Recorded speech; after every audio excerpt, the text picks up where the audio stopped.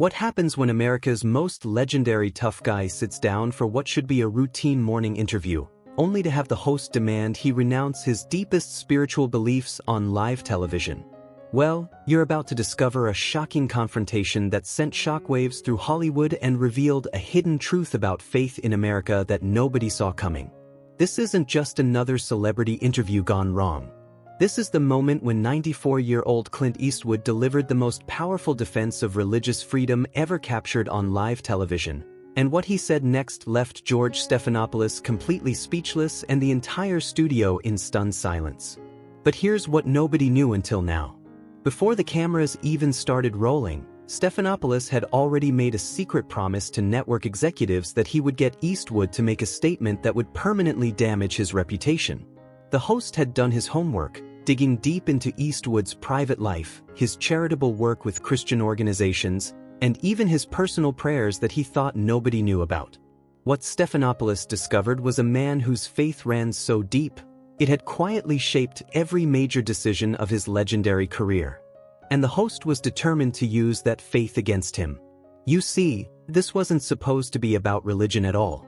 Eastwood had agreed to appear on Good Morning America for one simple reason: to honor a promise he made to a dying child whose last wish was to see his hero talk about his new movie on television.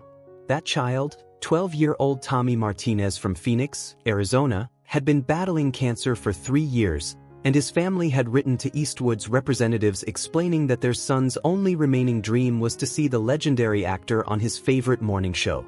Eastwood, moved by the family's letter, immediately agreed to do the interview despite his well-known reluctance to appear on television. But what Tommy's family didn't know, and what Eastwood couldn't have predicted, was that Stephanopoulos had received very different instructions from the network.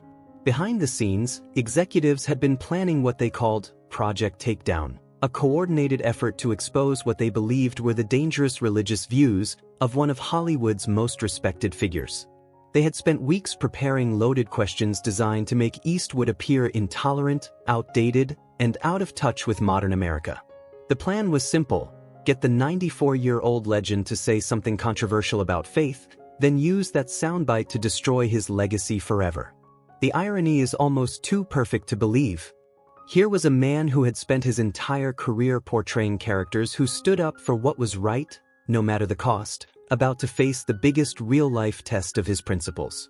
And waiting for him in that studio chair was a host who had already decided that Eastwood's quiet, personal faith made him an enemy of progress.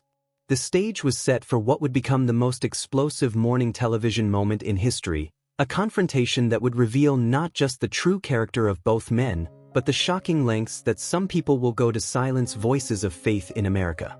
What happened next was so intense, so unexpected, and so powerful that it changed everything we thought we knew about standing up for your beliefs in the face of overwhelming hostility. And trust me, you won't believe how this legendary showdown ends. Make sure you stay until the very end of this video. Hit that like button if you believe people should be free to express their faith, drop a comment below with your thoughts on religious freedom, and don't forget to subscribe to this channel because we're just getting started with this incredible story. It was supposed to be the simplest promotional appearance of Clint Eastwood's legendary career. The 94-year-old icon had reluctantly agreed to discuss his latest film project on Good Morning America, breaking his own rule about avoiding morning television shows. But what made this interview truly special was the reason behind it. Young Tommy Martinez, the 12-year-old cancer patient from Phoenix, had specifically requested to see his hero on this exact show. Tommy's mother had written a heartbreaking letter explaining that her son watched Good Morning America every single day from his hospital bed, and seeing Clint Eastwood on his favorite program would be the greatest gift imaginable during his final weeks. The network executives were absolutely thrilled to have secured what they considered the biggest booking of the year. Eastwood rarely did television appearances anymore, and his presence on any talk show was considered a major coup that would guarantee massive ratings. The original plan was beautifully simple and heartwarming. George Stephanopoulos would conduct a gentle, respectful interview focusing on Eastwood's new movie, his incredible 6-decade career, and perhaps some touching reflections on his legacy. The producers had even prepared a special video montage featuring clips from Eastwood's most beloved films, and they planned to mention Tommy's story as a way to show the positive impact that Hollywood legends could have on young fans facing difficult circumstances. Behind the scenes, however, a completely different agenda was taking shape. 3 weeks before the scheduled interview, network executives had held a secret meeting that would change everything. Internal documents later revealed that certain producers had been pushing for what they called a more confrontational approach to celebrity interviews. They believed that audiences were tired of softball questions and wanted to see journalists challenge stars on controversial topics. Eastwood, with his well-known traditional values and private Christian faith, was seen as the perfect target for this new aggressive interviewing style. The decision-makers had done their research, and what they discovered both surprised and excited them. Despite his tough guy image, Clint Eastwood was quietly one of Hollywood's most generous philanthropists, particularly when it came to faith-based charities. He had secretly donated millions of dollars to Christian organizations over the years, funded the construction of several church buildings in rural communities, and had even paid for the medical expenses of numerous families who couldn't afford treatment. Most shocking of all, they learned that Eastwood regularly attended a small, humble church in Carmel, California, where he prayed alongside ordinary working families, far from the spotlight and cameras.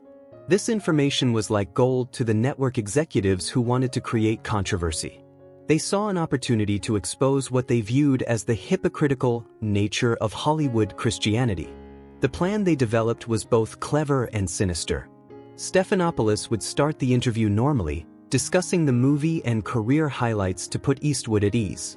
Then, gradually, he would begin asking probing questions about faith, religion, and Christian values in modern America. The goal was to get Eastwood to make statements that could be taken out of context and used to portray him as intolerant or judgmental. What made this betrayal even more heartbreaking was that Eastwood had no idea what was coming. He had prepared for a straightforward promotional interview, reviewing talking points about his film and thinking about how to make the experience special for young Tommy Martinez, who would be watching from his hospital room. Eastwood had even arranged for a personal video message to be recorded for the boy after the interview, something he had never done before for any fan. The legendary actor's only concern was living up to the expectations of a dying child who saw him as a real-life hero. The morning of the interview, everything appeared perfectly normal on the surface. The Good Morning America staff went through their usual preparations, setting up the comfortable chairs on the interview set, adjusting the lighting to be flattering for their distinguished guest, and running through the standard technical checks. Eastwood arrived at the studio with his characteristic quiet dignity, moving with that familiar slow, deliberate pace that had defined his screen persona for decades. He was dressed impeccably in a dark suit, his silver hair perfectly groomed, and his famous blue eyes alert and focused. As he settled into the guest chair across from Stephanopoulos, Eastwood had no way of knowing that he was walking into the most elaborate ambush in morning television history. The host greeted him with a warm, professional smile, thanking him graciously for taking the time to appear on the show. The crew members positioned their cameras, the studio audience took their seats, and everyone prepared for what they believed would be a pleasant, respectful conversation between two accomplished professionals. But in the control room, producers were making final adjustments to their attack plan, reviewing the controversial questions they had prepared, and getting ready to capture what they hoped would be the most talked-about morning show moment of the decade. The trap had been carefully set, and America's most beloved tough guy was about to face the fight of his life. What happens next will shock you to your core, and the way Clint Eastwood responds will restore your faith in standing up for what's right. Don't go anywhere because this story is about to take a turn that nobody could have predicted, and you'll want to smash that like button when you see how this legendary confrontation unfolds. Make sure to leave a comment about your thoughts on media ambushes, and hit subscribe because the next part of this story will leave you speechless. Good morning, Clint. George Stephanopoulos began with his practiced television smile, his voice carrying that familiar authoritative tone that had made him a trusted name in morning news. Thank you so much for joining us today. I know our viewers are absolutely thrilled to have you here. The studio lights cast a warm glow over the interview set, and everything appeared perfectly normal as America tuned into what they expected would be a delightful conversation with a Hollywood legend. Morning, George. Eastwood replied in that unmistakable gravelly voice that had captivated audiences for over 6 decades. His response was characteristically brief but warm, accompanied by a slight nod that conveyed both respect and quiet confidence. He sat comfortably in the guest chair, his posture relaxed but alert, those piercing blue eyes taking in his surroundings with the same careful attention he had always brought to his craft. There was something almost regal about his presence, a dignity that commanded respect without demanding it. Stephanopoulos leaned forward slightly, maintaining perfect eye contact as he transitioned into the first question. Let's start by talking about your latest film project. After all these years in the business, what drew you to this particular story? The question was exactly what Eastwood had been expecting, and his face brightened noticeably as he began to discuss his work. This was the comfortable territory he had prepared for, the safe ground where he could share his passion for storytelling without any hidden agendas or unexpected surprises. Well, George, Eastwood began, his voice gaining energy as he warmed to the subject, this story really spoke to me because it's about ordinary people facing extraordinary circumstances. It's about the choices we make when everything is on the line, and how those choices define who we really are. As he spoke, his hands moved expressively, illustrating his points with the same deliberate gestures that had made his film performances so compelling. The studio audience listened intently, clearly captivated by the opportunity to hear insights from one of cinema's greatest icons. The conversation flowed naturally as Stephanopoulos asked about the casting process, and Eastwood's enthusiasm became even more evident. I've always believed that the best performances come from actors who understand their characters from the inside out, he explained, his eyes lighting up as he described working with his talented cast. We spent weeks in rehearsals, not just going through the lines, but really exploring what makes these people tick. It's that kind of preparation that separates good acting from great acting. The host nodded appreciatively, and viewers at home were getting exactly the kind of thoughtful, professional interview they had hoped for. When Stephanopoulos brought up Eastwood's directing process, the legendary filmmaker leaned back slightly, clearly in his element as he shared decades of accumulated wisdom. Directing is really about creating an environment where creativity can flourish, he said, his voice taking on the tone of a master craftsman explaining his trade. You have to trust your instincts, but you also have to trust the people you're working with. The best ideas often come from the most unexpected places, and a good director learns to listen as much as he speaks.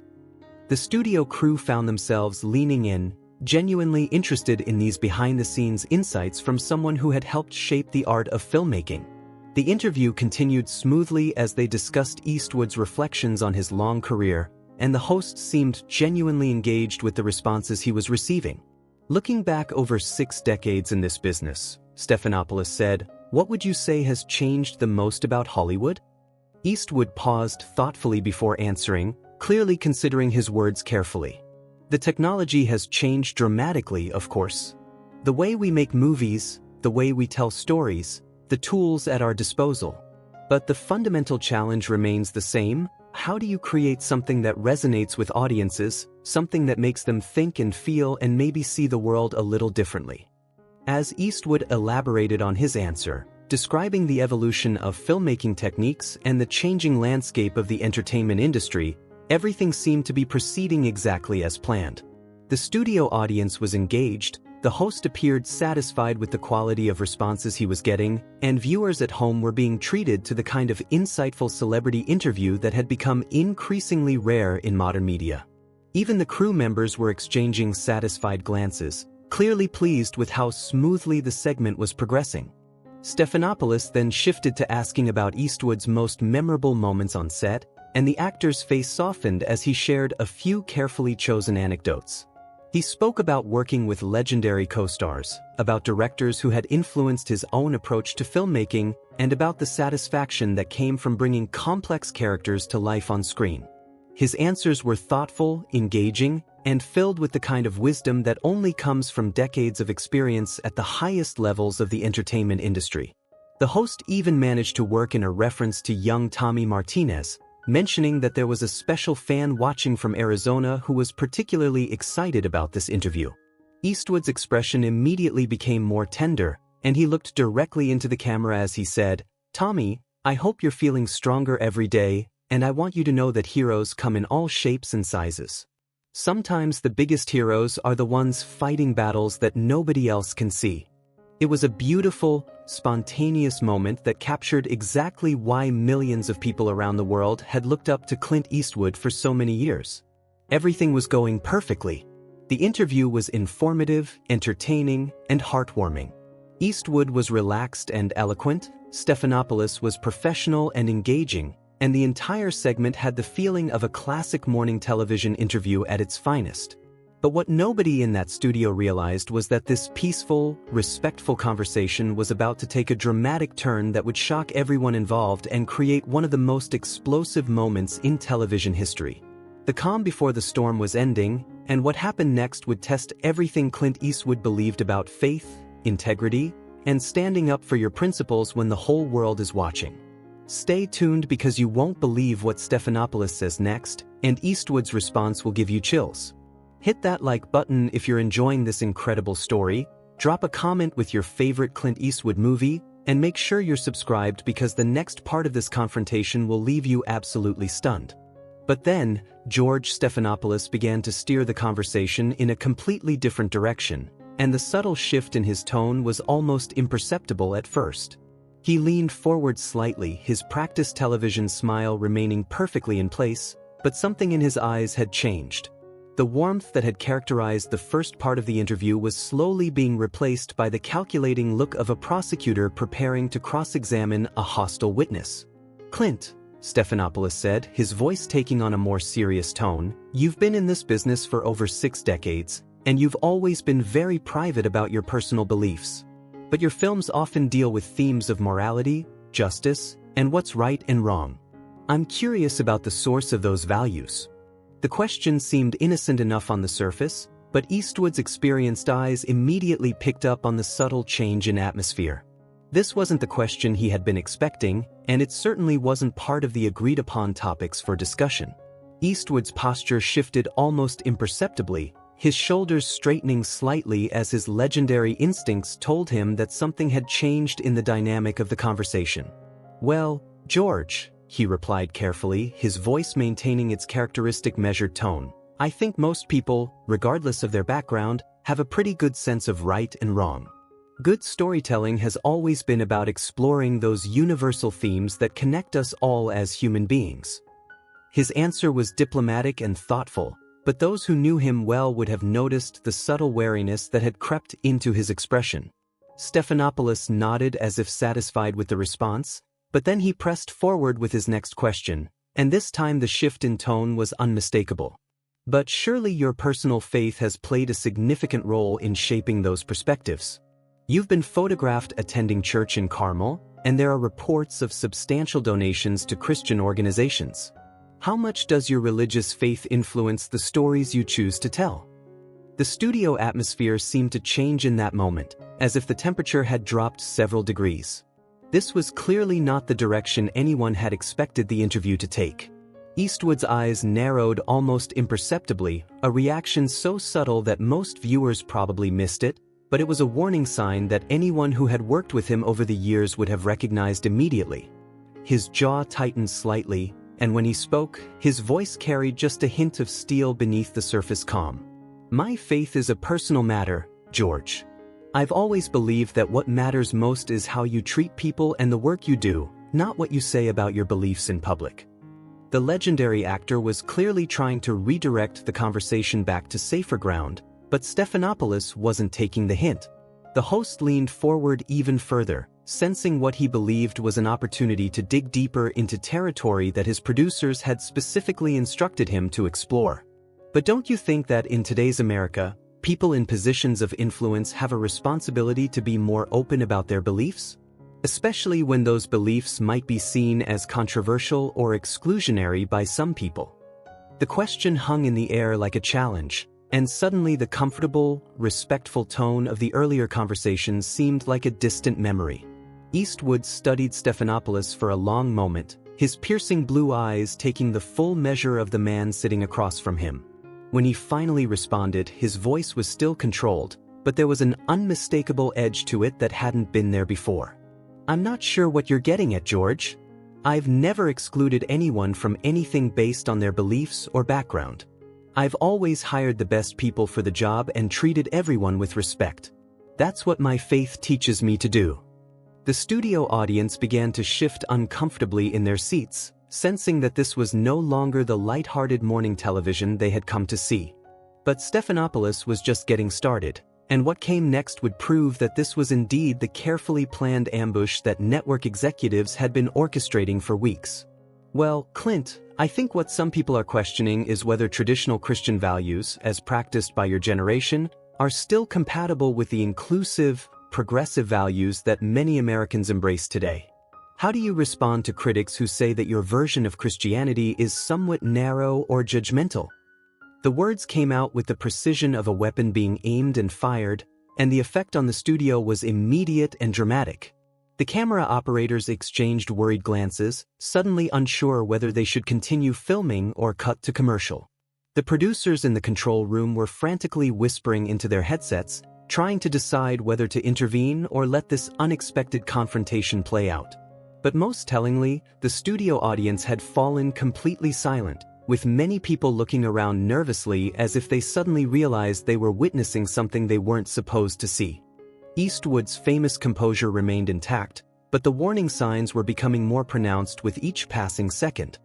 His hands, which had been resting casually on the arms of his chair, now gripped them slightly tighter. His voice, when he finally spoke, carried the unmistakable tone of a man who was beginning to understand exactly what kind of game was being played. Narrow or judgmental? That's an interesting characterization, George. My faith teaches me to love my neighbor, to help those who are struggling, and to treat every person I meet with dignity and respect. If that's narrow, then I guess I'm guilty as charged. The host's confidence seemed to grow with each exchange, as if Eastwood's measured responses were somehow proving his point rather than refuting it. But surely you can understand why some people might see traditional religious values as being out of step with modern progress. The emphasis on traditional marriage, traditional gender roles, traditional moral standards. Don't you think those views might be seen as exclusionary to people who don't fit those traditional molds? Stephanopoulos was now openly pursuing the agenda that had been planned from the beginning, and the mask of journalistic objectivity was starting to slip. The tension in the studio was becoming palpable, with crew members and audience members alike beginning to realize that they were witnessing something unprecedented in morning television history. This wasn't an interview anymore. It was becoming an interrogation, and one of Hollywood's most respected figures was being put on trial for the crime of holding traditional beliefs. What happened next would determine whether Clint Eastwood would allow himself to be ambushed on live television, or whether he would fight back with the same legendary determination that had defined his career for over 60 years. The battle lines were now clearly drawn, and the most explosive confrontation in morning show history was about to begin in earnest. You won't believe how Eastwood responds to this obvious attack on his faith, and what he says next will send shockwaves through the entire studio. Make sure you hit that like button if you think this ambush was completely unfair. Leave a comment about how you would have handled this situation, and don't forget to subscribe because Eastwood's response in the next part will absolutely blow your mind. Eastwood's response was swift and cutting. Exclusionary? George, I've been married to the same woman for decades, I've raised children who respect others, and I've given more money to help struggling families than most people make in a lifetime. If living by principles that value commitment, responsibility, and service to others makes me exclusionary, then maybe the problem isn't with my values. His voice carried that familiar edge that had made him legendary in westerns, and suddenly the studio felt like a showdown was brewing. But Stephanopoulos wasn't backing down. If anything, Eastwood's direct response seemed to embolden him, as if he sensed weakness in the actor's refusal to apologize for his beliefs. But Clint, surely you recognize that your influence in Hollywood has shaped narratives that some people find problematic. The strong silent hero, the vigilante justice, the traditional masculine ideals. Don't you think those portrayals might be harmful to people who don't fit those molds? The host's voice took on a more aggressive tone, abandoning any pretense of respectful journalism. The temperature in the studio seemed to drop another 10 degrees. Eastwood's jaw tightened visibly, and when he spoke, his words came out measured but loaded with barely controlled intensity. Harmful? You think showing people characters who stand up for what's right, who protect the innocent, who take responsibility for their actions is harmful? What's harmful is telling people they're victims instead of encouraging them to be heroes in their own lives. The studio audience was now completely silent, sensing they were witnessing something unprecedented. Stephanopoulos leaned forward aggressively, his professional mask slipping further. But those heroes are always the same type of person, aren't they? White, male, conservative, Christian. Where's the representation for everyone else? The question hit the studio like a thunderclap, and suddenly it was clear that this wasn't about faith anymore. This was about everything Eastwood represented. Eastwood's eyes flashed with an intensity that made several crew members actually step backward. The same type of person? Son, I've made movies about every kind of person you can imagine. I've told stories about soldiers, cops, outlaws, ordinary folks just trying to get by.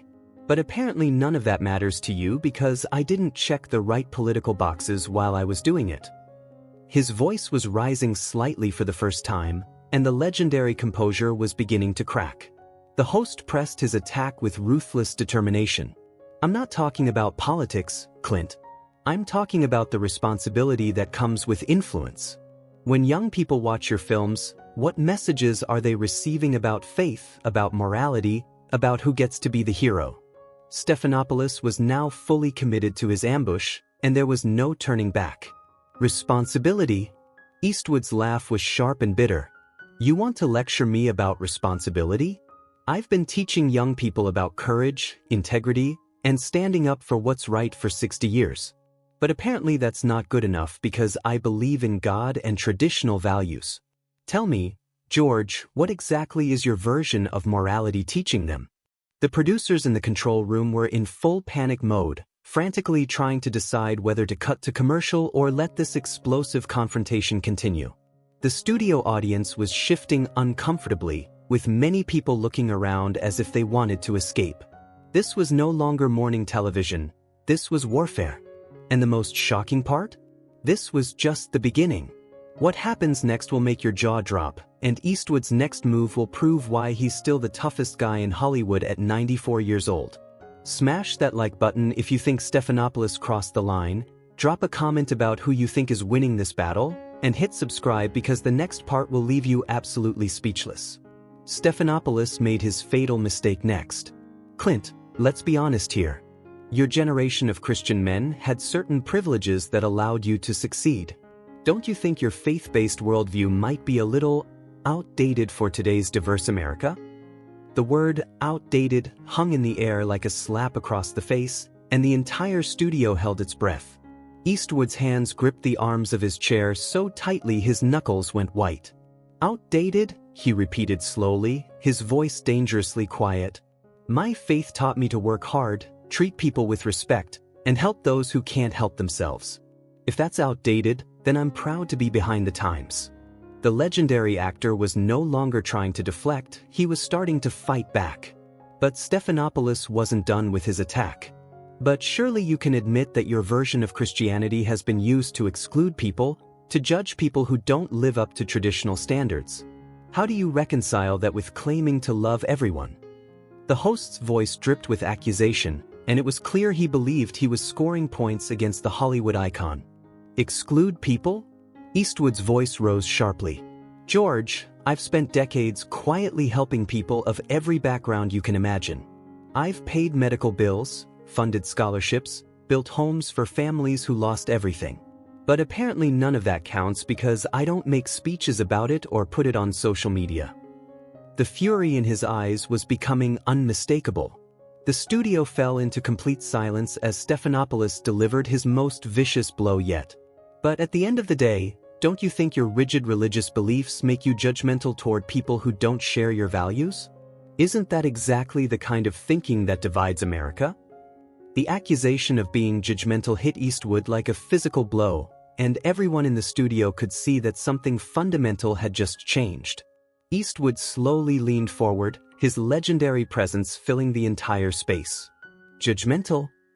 His voice was barely above a whisper, but it carried more menace than a shout. "Son, the only person being judgmental here is you. You invited me on this show to attack my faith, my character, and everything I stand for.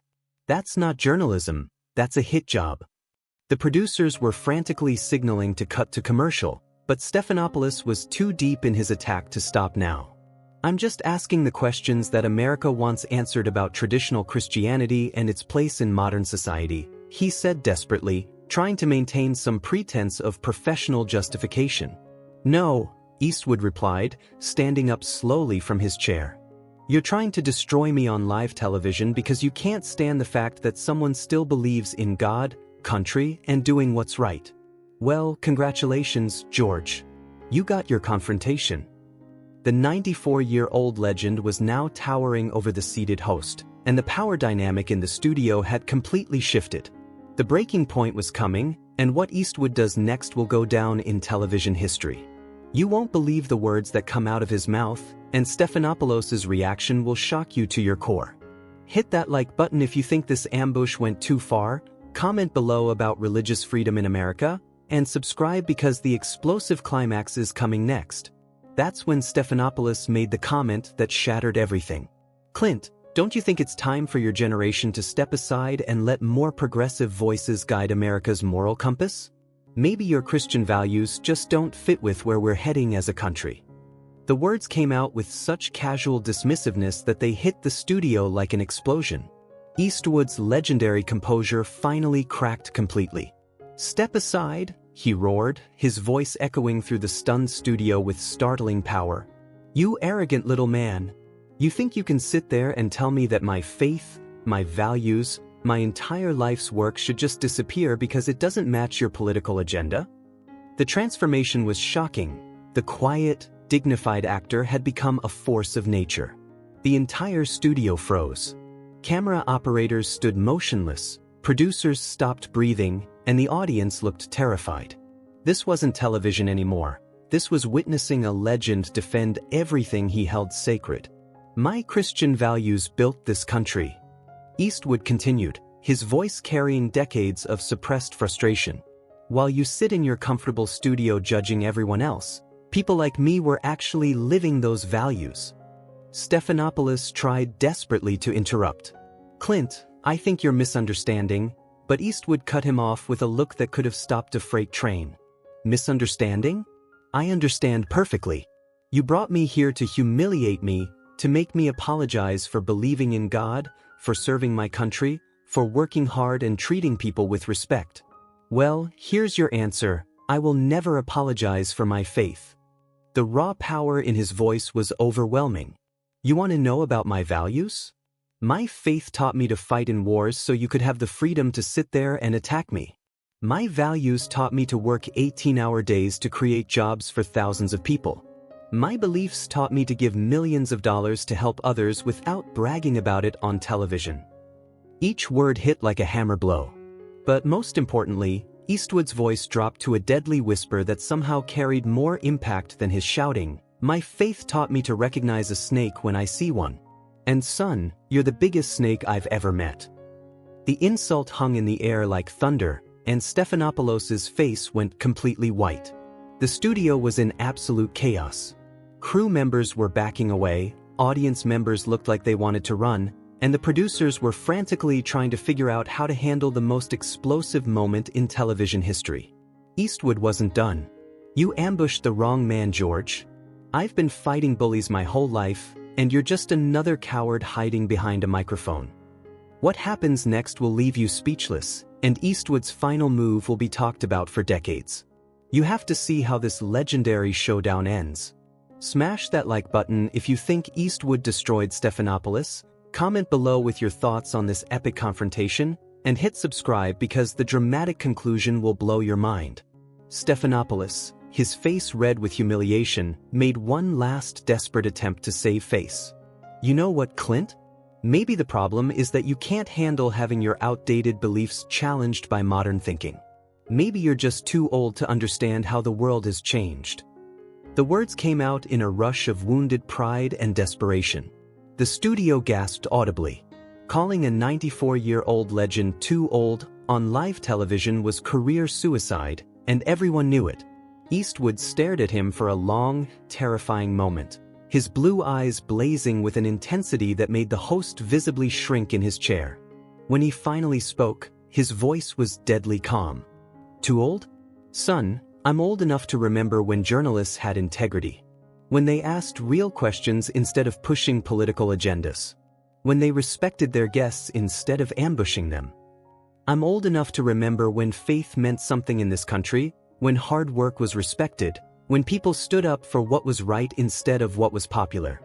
Eastwood's voice grew stronger with each word.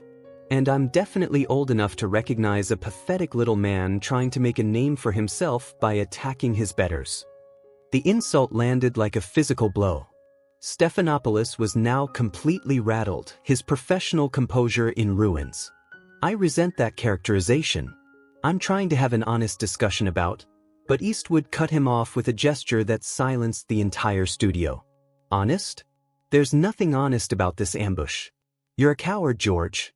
A coward hiding behind fake journalism to attack what you're too weak to understand." The host's voice cracked as he made one final, pathetic attempt.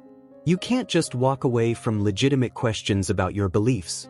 But Eastwood was already reaching down to unhook his microphone, his movements deliberate and final.